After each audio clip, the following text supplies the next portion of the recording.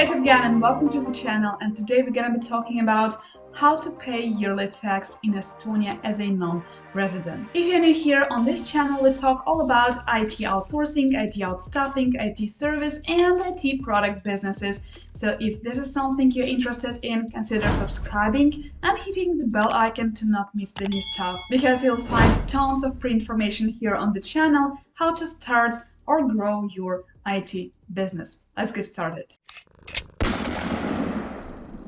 Now, if you haven't watched my previous videos on how to register a company in Estonia with e-residency card as a non-resident and a breakdown on tax system in Estonia for non-residents, these episodes are probably the next episodes you'd like to watch on my channel. Today, however, we will focus on paying yearly tax in Estonia as a non-resident, and naturally this implies that you obviously have already opened a company in Estonia and that it's time for you to pay yearly tax.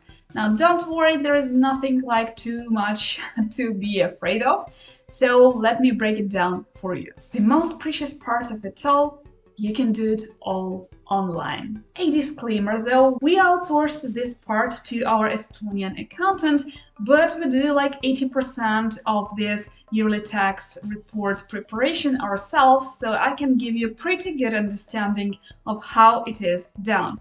Now, to submit yearly tax in Estonia, please prepare 3 folders which will contain the following documents. Now, the first folder is transactions, meaning that you will have to prepare and present all of the transactions within your company's corporate account for the last 12 months from January to December of the previous year, preferably in Excel document. And if you use any European, say, bank, you can request these transactions from your account. I mean, no worries here, but even if you use some international payment system like Wise or Pioneer or maybe Revolut, there is an option for that too. I mean, we literally had no issues getting our transactions from the international payment systems. Now, the next folder you'll have to prepare if you want to get your yearly tax report done is contracts. Now, this is the folder where you will have to prepare all documents with your contractors, with your service providers, with your employees. So basically, you have to prove to Estonian tax department that you haven't squandered all your money left, right, and center and haven't, hidden them in your pocket, that these are actually money that you paid to actual contractors and for the actual services provided to you. So you'll have to have proof of each and every transaction you made, each and every payment you made. Even if you bought, say, brooms for your office, you'll have to have some sort of an invoice or a contract or whatever for that.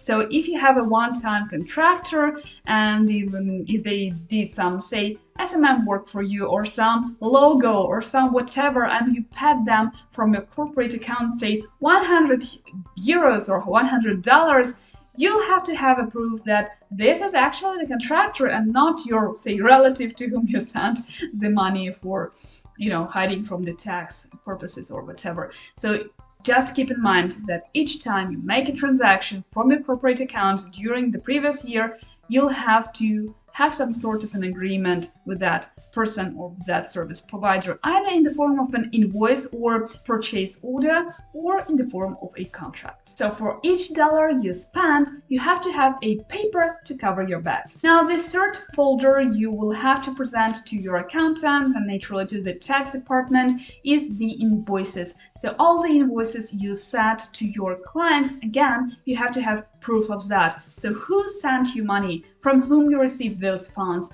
Are they legal? Companies, entities, whatever. So you have to have a proof of each and every transaction made in your favor. So make sure you invoice your clients on a monthly basis and have all of those invoices saved somewhere in the folder for the end of the year when you start to prepare your yearly report. And of course, you have to have all the contracts with your clients ready in case the tax department would need them. The important note is that if you receive funds from international platforms like Upwork or whatever, you don't need to have any invoices or contracts for those. Naturally, many IT outsourcing companies work with, say, Upwork, but Upwork operates as a public company, and there are legal terms accessible by anyone on their website. So any tax operator, any tax department can easily check what this company is and whether it's legal and whatever, blah, blah, blah. Upwork is a perfectly open public company, so no questions about that. So you don't have to have some separate contract with them, no.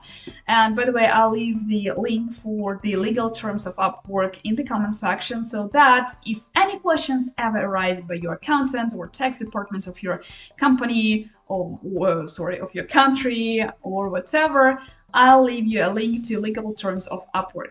So when you register on Upwork and click on all those accept the terms and conditions which nobody ever reads, basically that's your contract with Upwork. If required, you can always withdraw those reports from Upwork. You obviously know where it is. In the report section, you can generate basically any report you need, but it never was needed from our side. But what we did though, we wrote and signed a separate appendix for our Estonian accountant, so that they could submit the clarification of those costs to the tax department. So we explained that Upwork is a public company, blah, blah, blah, blah, blah, and so that they could submit that those costs were legal. The next and important step is to get your balance sheet ready. Now, this is the part where our Estonian accountant helps us with, but we always, and I mean always, check on what they send us, because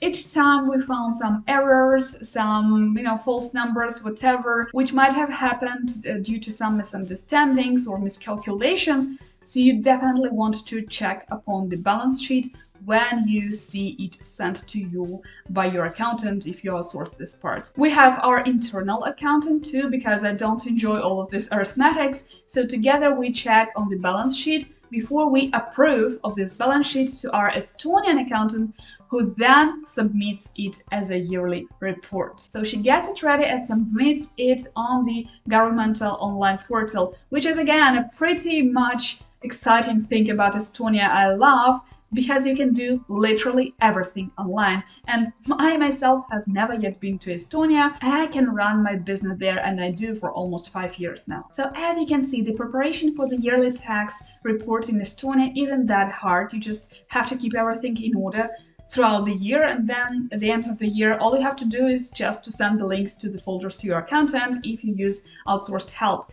And actually you can do this yourself, because again, the governmental portals in Estonia are presented in several languages, and English is one of them. That's it. After you yourself or your accountant submit this yearly tax report to the online governmental website, you will receive a confirmation from the governmental services that yes, they received your yearly tax report, they have no questions, and thanks, bye.